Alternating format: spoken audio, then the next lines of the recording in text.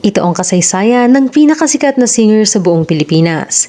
Totoo bang ang asawa niya ay dating kabit ng isang mayor at kaya hindi sila magkaanak ay dahil nasira na ang matres nito dahil sa isang procedure? Bakit tinanggihan niya ang $10 million contract mula sa isang sikat na record label sa Amerika? Totoo bang dinaya siya sa Metropop? Kilalanin natin si Freddy Aguilar. Tara alamin natin sa History Part 2. Mas magandang panoorin mo na ang Part 1 upang lubos na maintindihan ang makulay na kwento ng buhay ni Freddy Aguilar. Disclaimer: lahat ng aming babanggitin sa video na ito ay mapapanood at mababasa din sa iba't ibang online sites at articles. Paano nabuo ang kantang Anak? Isang hapon taong 1976, nakakaramdam ng homesickness ang 23 taong gulang ng si Freddy habang nasa kanyang maliit na kwartong tinutuluyan sa Olongapo. Napatingin siya sa isang nakatambak na labada. Naisip niyang sa kanilang bahay sa Manila, kung naroon siya ay hindi mapapabayaan ang mga damit niya. Lagi itong malinis at mabango. Pagkatapos ay naisip niya kung paano ba siya napadpad sa ganong sitwasyon. Tanaw siya mula sa kanyang nakaraan hanggang sa mapunta siya sa kasalukuyang kinalalagyan. Aniya, hanggang sa dumating yung nagpa-flashback ako na andoon pala ako sa tiyan ng nanay ko. Pagkatapos, inalagaan ako doon pa lang sa tiyan. Pagkatapos, ipinanganak ako. Lumaki ako. Anong ginawa ko? Puro kalokohan. Pagdating ko ng teenager, wala akong ginawa kundi kung ano yung cool at kung ano yung uso sa tropa, yun lang ang sinusunod ko. Kahit sinasabi sa akin ng tatay ko, nanay ko na huwag mong gawin yan anak, masama yan. Ginagawa ko lahat. So anong ginawa ko? Imbis na mahalin ko sila, suklian ko yung pagmamahal nila sa akin. Ang ibinigay ko pala sa mga magulang ko, puro problema. Ang sama ko palang anak. Gaya ng isang alibughang anak ay natauhan din si Freddy. Kumuha siya ng isang papel at pensil. Hawak ang kanyang gitara ay nagsimula siyang sumulat ng isang liham ng patawad sa pamamagitan ng isang kanta. Wala pang isang oras ay nabuo niya ang kwento at melody ng kantang pinamagatan niyang Anak. Inirecord niya ito gamit ang isang cassette recorder at nang pakinggan niya ito pabalik ay hindi niya mapigilang humagulgol. Nagsisisi at galit daw siya sa kanyang sarili dahil sa mga pasakit na ipinaranas niya sa kanyang mga magulang. Umuwi siya sa Manila at pinakita sa kanyang ama ang kantang nagawa niya bilang paghingi ng tawad.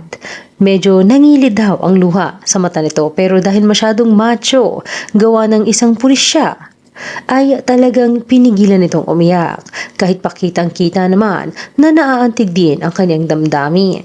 Inakbayan ng kanyang ama si Freddy at sinabing naiintindihan na niya ang buhay. Pumayag na daw itong maging musikero siya at sinabing magaling ka naman pala talaga eh. Pero sinabihan pa rin siya nitong mag-aral at maging abogado upang sa kanyang pagtanda ay gagana pa rin ang kanyang utak at may trabaho pa siya.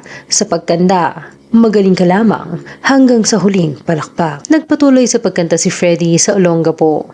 Doon ay pinarinig din niya sa mga kaibigan ang ginawa niyang komposisyon.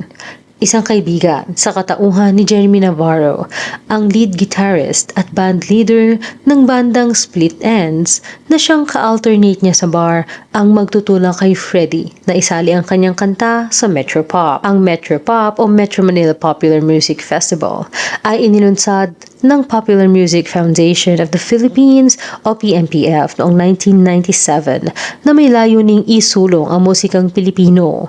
Ito ang kauna-unahang songwriting competition sa bansa. Ang pangunahing tagapagpataguyod nito ay ang journalist na si Teodoro Valencia at Amy Marcos. Pagpasok sa Metropop.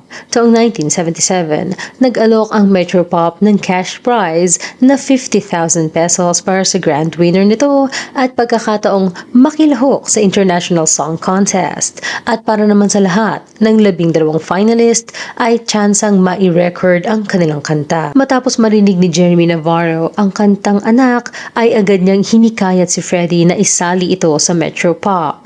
Ngunit ayaw ni Freddy dahil aniya, hindi sila mananalo sapagkat masama ang tingin sa syudad na kinabibilangan nila. Ang palayo kasi ng Olongapo noon ay Sin City. Hindi siya tinigilan ni Jeremy. Isang araw ay kinatok nito ang kanyang kwarto at niyaya siyang manood sa sinihan. Agad na pumayag si Freddy. Pero nagtataka siya ng iba ang direksyon na nilikuan ng tricycle na kanilang sinasakyan. Papunta ito sa istasyon ng radyo. Nang kanyang usisain ang kaibigan ay sinabi ni Jeremy na kukuha siya ng entry form. Kung ayaw doon ni Freddy ay siya na lamang ang sasali.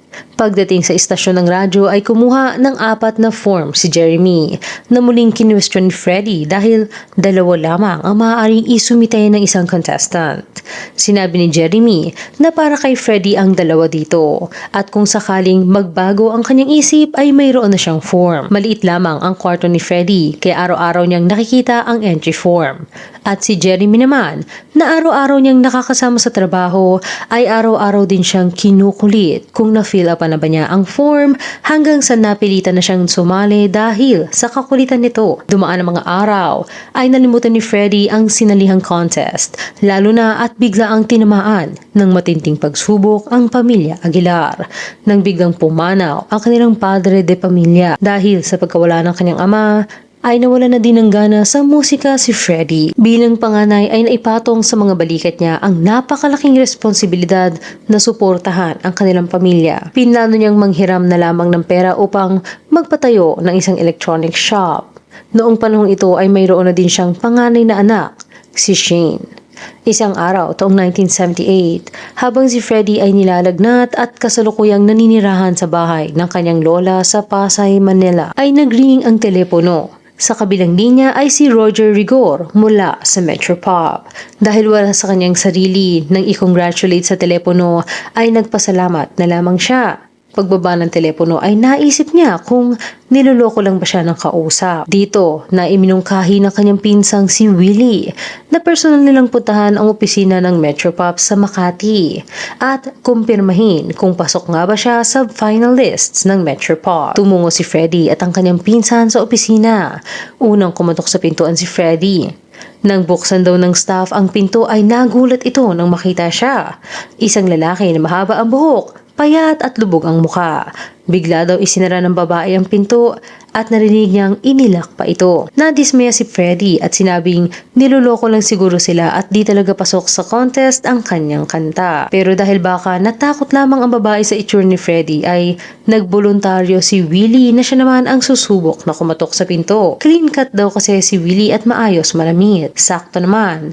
Nang siya na ang kumatok ay si Roger Rigor na ang sumagot at kinumpirmang kasama nga ang kantang anak na siyang nangunguna pa sa listahan. Napakasaya ni Freddy. Naisip niyang kahit hindi siya maging grand winner, basta makapwesto lamang kahit 4th place pa, ay okay na dahil maipampapatayo niya ng electronic shop ang kikitain. Maraming talentadong mga musikero mula Olongapo ang sumali sa Metropop, pero tanging si Freddy lamang na napilitan pang sumali ang napili bilang finalist. Kwento ni Freddy, noong una ay ayaw siyang pakantahin ng Metropop dahil baka matigilan siya kapag nakita ang nasa 10,000 katao na manonood sa Folk Arts Theater kung saan gaganapin ang contest. Pinapipili daw siya ng interpreter niya o yung mga superstar na kakanta ng kanyang komposisyon.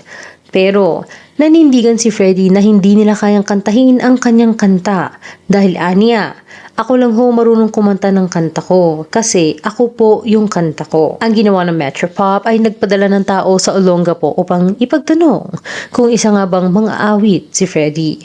Maraming mga taga doon ang itinuro ang Neon Lights signage na sinasabing Freddy folk singer. Dito na daw pumayag na siya ang kumanta ng kanyang komposisyon. Sa arranger naman ng musika ay napili ni Freddy si Mang Domeng. Ang inirequest niyang arrangement ay parang dinuduyan ang bata. Isang araw bago ang kompetisyon ay nagkaroon ng rehearsal ang mga contestant. Nang magkakasama daw silang lahat ay nakita ni Freddy na puro sikat at mga may pangalan na sa industriya ang naroon. At tanging siya at si Heber Bartolome lamang ang mga baguhan. Nahihiya daw si Freddy kaya nanatili lamang siyang nakayuko at naiilang siyang makipagtinginan sa mga ito. Nang si Freddy naman ang kakanta para sa rehearsal, bigla na lamang daw nawala ang ingay sa paligid. ng mga staff na nag-aayos at iba pang mga musikero. Nang matapos niya ang kanta, ay nagpalakpakan ng mga tao pati na ang mga musikero sa stage. Naisip daw niyang napakabait ng mga taong naroon. Akala niya ay ine-encourage siya ng mga ito dahil bago siya at siya lamang ang pinalakpakan ng ganoon. May isa pa nga daw umiyak doon at sinabing, "Ba't mo naman kinanta ang kwento ng buhay ko?" Sa araw ng finals ay mas matindi ang emosyon na ibinigay ni Freddie sa pagkanta ng anak. Isang bagay na hindi na daw niya naulit kailanman.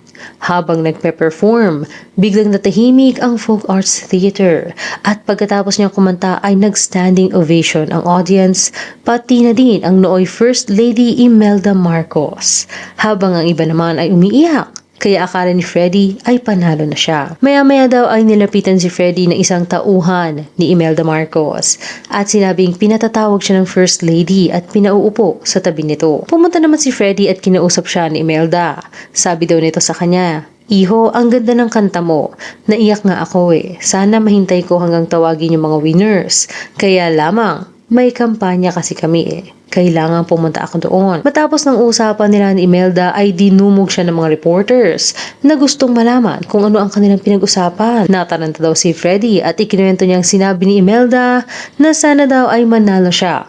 Pero para na din daw siyang nanalo kasi nagustuhan nito ang kanyang kanta. Ang ilang mga audience na naroon nang una siyang mag-perform ay hindi nalimutan ang experience nang mapanood sa unang beses si Freddie Aguilar. Isang tao na hindi naman kilala at napakasimple ng kanta. Pero sa pinagsama-samang salita at melody nito ay ramdam na ramdam mo ang emosyon at mensahe ng kanyang ikinakwento sa kanyang kanta. Nang inanunsyo na ang mga nanalo ay tinawag na ang 4th, 3rd at 2nd prize nang hindi pa natatawag ang pangalan ni Freddie. Nang banggitin ang grand prize winner, isinigaw ng audience ang anak. Napatayo si Freddie. Akala niya ay siya na ang panalo dahil sa dami ng sumisigaw ng kanyang kanta. Pero biglang inanunsyo ang "Kay Ganda ng Ating Musika" by Ryan Cayabyab. Biglang nagkagulo sa folk arts at halos lahat ng tao ay nasigaw ng "Boo!" at biglang nawala sa live telecast. Si Freddie naman napaupo na lamang at natulala sa malayo habang hawak ang ganyang gitara. Nakuhaan pa nga daw ito ng litrato. Malungkot na naglakad palabas ng folk arts si Freddie na walang kahit isang napanalunan. Pero bago makaalis ay nilapitan siya ni Direk Peter Infante na aniya ay galit na galit at sinabing siya ang panalo. Natandaan niya ang mukha nito dahil magkikita pa silang muli. Sumakay ng taxi pauwi sa Pasay si Freddie. Pagbaba niya ay punong-puno ng tao ang kalsada kaya agad niyang naisip na baka nasunugan pa sila dahil ganoon daw kapag nagkaroon ng sunog, lahat ng tao nasa labas. Pero naroon pala ang mga ito upang suportahan siya. Aniya, nagsisisigaw daw ang mga ito ng "Anak, anak, ikaw nanalo, papakita namin. Bukas na bukas, bibilihin namin ang plaka mo, ikaw talaga nanalo." Dahil sa pag-welcome na ito ay nabawasan daw kahit papaano ang lungkot na nararamdaman ni Freddie. Pagka-uwi sa kanilang bahay, ay binuhat niya ang anak na si Shane at naibsan ang kanyang kalungkutan. Kinabukasan, ginising na isang kaanak si Freddie. Nagkakagulo na daw ang mga kapitbahay nila at gusto siyang makita. Lahat ng radio station ay kanta niya ang tinutugtog. Nang marinig ito ng kanyang ina ay napaluha siya at sinabing, "Sayang, hindi narinig ng papa mo." Matapos ang isang linggo ay nag-gold ang kanyang album na bumenta ng 100,000 na kopya.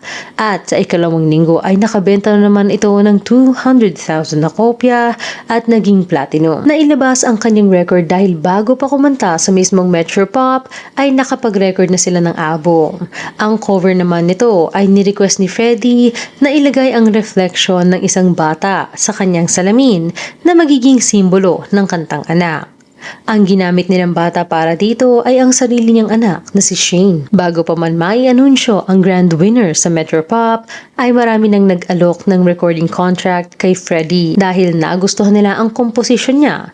Pero ang napili niya ay ang Vicar Music. Mismong ang presidente ng Vicar Music Corporation na si Vic Del Rosario Jr. ang nag-alok ng recording contract kay Freddie. Siya lamang daw ang naiiba ang approach. Ayon kay Freddie, habang ang iba ay nag-aabot lamang ng calling card. Sa kanya, naaniya bilang musikero galing Olongapo ay walang lalim. Si Vic ay inakbayan siya at sinabing, "Pare, akin ka na pumirma. Patatabuin kita ng pera." Nagustuhan daw ito ni Freddie dahil parang tropa lang. Kaya naman, ang tawag niya kay Vic kahit pumirma na siya ng kontrata sa ilalim ng kumpanya nito ay pare. Noong una daw ay nais pa nitong pagupitan ang buhok ni Freddie at baguhin ang kanyang pananamit, pero tumanggi si Freddie na siyang nirespeto naman ni Vic. Kalaunan, ang estilo ng sombrero ni Freddie na isang buntal hat ay ibebenta ng Vicor sa kanyang mga fans abroad sa halagang $5. Hindi man nanalo ang anak sa Metropop ay sumabog ito at umabot pa sa iba't ibang bansa gaya ng Angola, Malaysia, Hong Kong at ilang bahagi ng kanlurang Europa at Japan kung saan una na itong umakyat sa kanilang charts kahit hindi pa naisasalin sa wikang Hapon. Ito din ang unang nag-imbita kay Freddie sa kanilang bansa na agad naman niyang pinaunahan. Sa business class daw siya isinakay at dahil unang beses niyang sumakay ng eroplano ay buong akala niyang lahat ng upuan sa eroplano ay business class. Pagbaba ng eroplano ay sinalubong siya ng naghihiyawang fans. Noong una ay akala niya ibang celebrity ang sinasalubong ng mga ito, pero siya pala. Bago umuwi ng Pilipinas ay nag-number 1 daw ang anak sa charts ng Japan. Sa sumunod na buwan ay isinalin ito sa wikang Hapon. Sumunod ay sa iba't ibang wikang Europeo at nang lumaon ay umabot na sa 51 lengguwahe ito isinalin. Ayon sa Billboard magazine, ang kantang Anak ay ang number 2 world hit of the 1980s. Dahil sa tagumpay ng kanyang kanta, ay na-recognize din ito ng Amerika. Ang RCA o Radio Corporation of America ay inalok si Freddie ng 10-year contract na nagkakahalaga ng $10 million. Kasama sa deal ng kontrata ang mga benepisyo na maisama ni Freddie sa Amerika ang kanyang asawa at mga anak, pati na ang kanyang ina. Maaari din siyang magsama ng katulong at driver na sasagutin ng kumpanya ang sweldo. Kahit ilang credit card na gugustuhin niya at kung magkanong cash ang nais niyang dalhin sa kanyang wallet. Pati pag-aaral ng kanyang mga anak ay sasagutin din ng kumpanya. At kapag naman nag-concert tour na si Freddie ay maaari niyang isama ang mga ito kasama ang kanilang mga tutor. Pero tinanggihan ito lahat ni Freddie dahil kapalit ng kontrata ay babaguhin ang kanyang estilo. Aniya, mawawala ang rawness at gagawin nilang finesse. Aalisin daw ang paggigitar niya at tuturuan siya ng choreography. Magiging pop star daw siya. Ni sa hinagap ay hindi daw inasam ni Freddie na maging isang American citizen. Hindi dahil sa isnob siya, pero dahil iyon ang laman ng kanyang damdamin. Aniya ay pinalaki siya upang maging makabaya. Sinubukan pa siyang kumbinsihin ng kumpanya, pero hinamon niya ang mga ito na dalahin siya sa Nashville, na noong panahong iyon ay isang raw and country music place.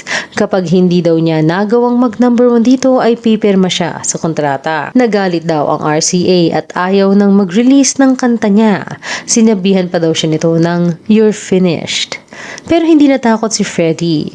Ang pangarap niya dati ay simple lang, magkaroon ng isang maliit na plaka para sa kanyang single, kahit isa lang, na kanyang ipapa-frame at balang araw ay ikukwento niya sa mga magiging apo niya na ang kanilang lolo ay dating recording artist. Hindi daw siya natatakot dahil nakamit na niya ang kanyang pangarap at higit pa.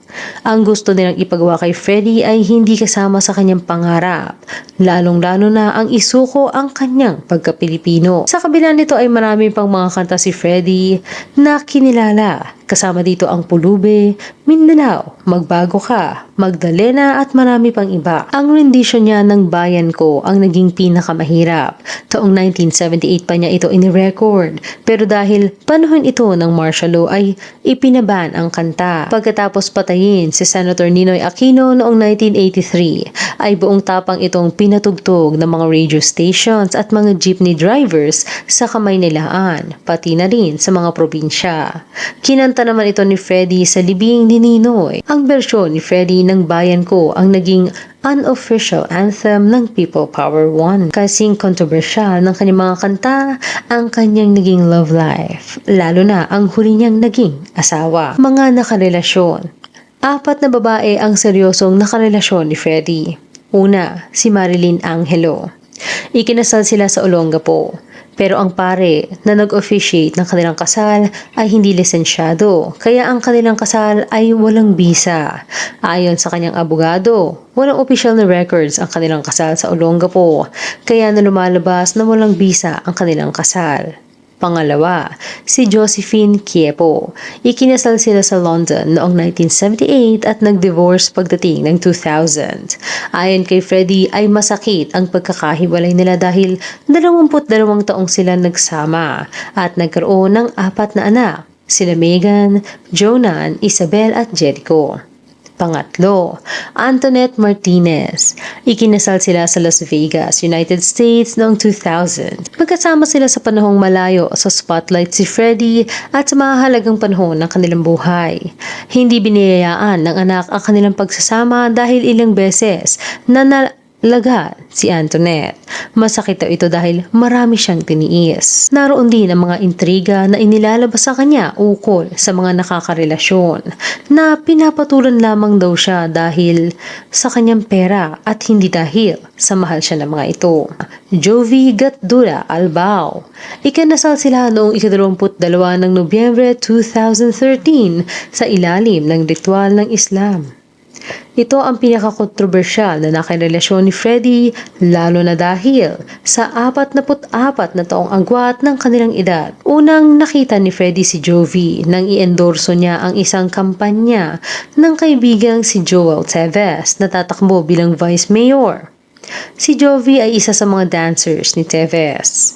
Noong unang makita ni Freddie si Jovi ay nakasuot daw ito ng pula at agad siyang na-in-love sa dalaga. Maya-maya lamang ay nakita niya ang grupo ni Jovi na papalapit sa kanya.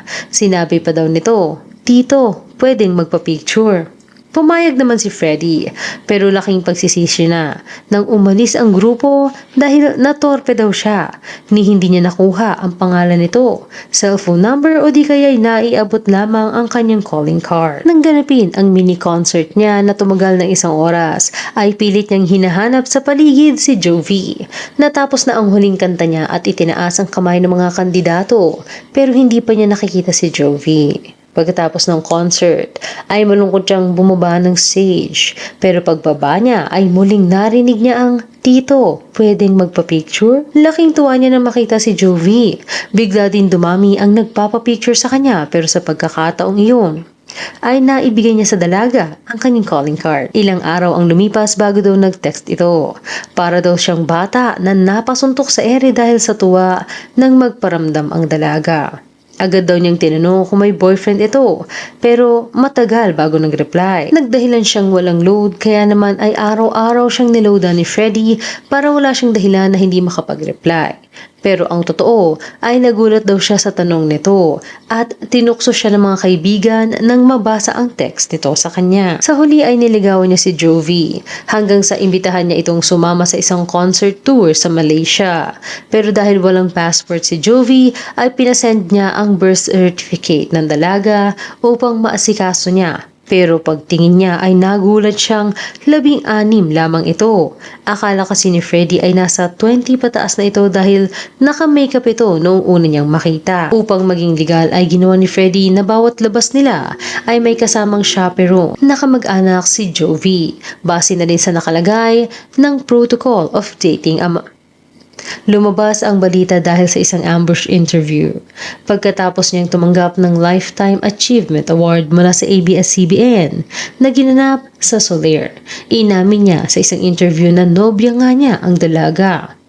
Dito na nagsilabasa ng issue at balita ng hindi pagkakaintindihan ng pamilya, partikular kay Freddie at sa anak niyang si Megan, dahil sa di umunoy pagpapalaya sa kanya ni Freddie, kasama ang kanyang 2 anak at asawa mula sa kanilang bahay, dahil sa nabulok na gulay at utang na 1,500 pesos. Ayon kay Megan, ay wala daw umaasenso sa kanila sa showbiz dahil parati itong hinahadlangan ni Freddie. Mula daw nang magpakasal sila ni Jovi ay malaki ang pinagbago ng ama. Tinitipid sila pero linggo-linggong nagpapadala sa pamilya ni Jovi. Pinalaki daw sila sa luho at sadyang hindi marunong sa gawaing bahay dahil palaging may katulong. Pero matapos daw nitong magpakasal ay biglang sila na ang mag-aasikaso ng lahat sa buong bahay. Namumukod tangi din na ang kwarto lamang nila sa buong bahay ang walang air conditioning unit. Nagawa din daw ng nakababatang kapatid ni Jovi na kumbinsihin ang mga yaya ng kanyang mga anak na iwan sila at bumalik sa bahay ng kanyang ama. Ito daw ay upang iwan niya ang mga anak niya sa bahay ng kanyang ama upang palabasin na hindi siya karapat-dapat na ina. Ayon pa sa isang article, hinala ni Mega na isang mangkukulam ang pinakasalan ng kanyang ama at maging ang cook at katulong nila ay napalayas nito habang nasa Europa ang kanyang ama ng isang buwan. Ipinagtanggol naman siya ng kanyang tiyahing si Marlene Aguilar. Ayon sa isang article, sinabi di umano ni Marlene sa isang deleted Facebook post na si Jovi ay dating kabit ng isang mayor. May anak na din daw ito at hindi na maaaring mabuntis dahil sa nasira ang matres nito sa isang procedure na kanyang ipinagawa. Tinawag niya pa itong Bigote Queen aka She Gollum at hindi daw ito totoong 17 taong gulang. Hinamon niya pang isa publiko nito ang kanyang birth certificate upang patunayan ang kanyang tunay na edad. Sa legal na aspeto naman, maging ang DSWD ay ipinatawag sina Freddie at Jovi pero dahil sumunod naman sila sa protocol sa pakikipag-date sa isang menor ay walang anumang krimen na naganap. Sa kabila nito ay kaliwat kanan pa rin ang pambabatiko sa kanilang relasyon. Nang maapektuhan na ang pamilya ni Jovi ay nagdesisyon na silang magpakasal. Ang kanilang pagdidate at kasal ay mayroong basbas ng mga magulang ni Jovi pero mayroon lamang silang isang request, ang ganapin ang kanilang kasal sa kanilang bayan sa Oriental Mindoro. Upang maipakasal ay pareho silang nagpa-convert sa Islam. Ginamit ni Freddie ang pangalan niyang Muslim na Abdul Farid at si Jovi naman bilang Siti Mariam. Una silang ikinasal sa ilalim ng ritual ng Islam sa Buluan, Maguindanao at isang civil wedding. Kay 27 ng Mayo 2025, sa edad na 72 ay pumanaw si Freddie sa Philippine Heart Center dahil sa multiple organ failure. Alinsunod sa ritual ng Islam ay inilibing siya sa parehong araw sa Manila Islamic Cemetery. Hanggang dito na lang. Kayo ano masasabi niyo sa kasaysayan ni Freddie Aguilar? I-comment lamang ang inyong opinion sa ibaba. Salamat sa pakikinig. Huwag kalimutang mag-subscribe sa aming channel at i-click na rin ang notification bell. Hanggang sa muli.